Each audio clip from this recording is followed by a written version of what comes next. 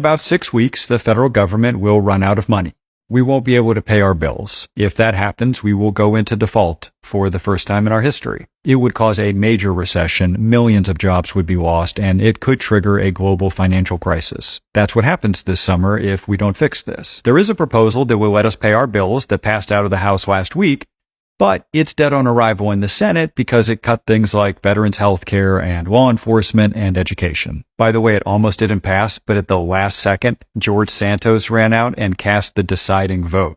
Pretty wild that it all came down to him.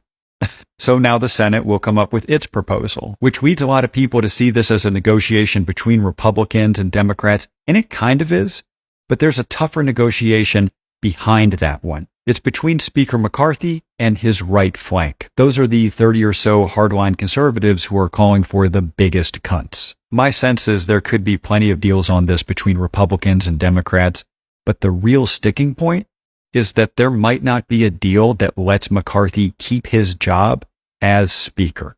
Here's why. If his right flank isn't on board with a deal, that deal can still pass. We can find the votes without them, but they can retaliate. They can immediately turn around and punish McCarthy by calling a vote to end his speakership, and if they do, all it takes is 5 of them to vote against him, and he's done.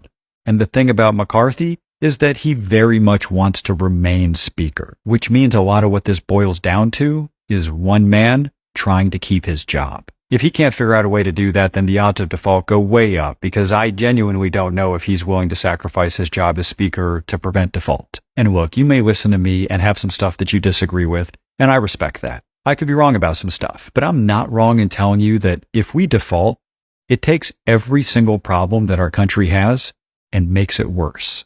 It would be one of those decisions we immediately regretted.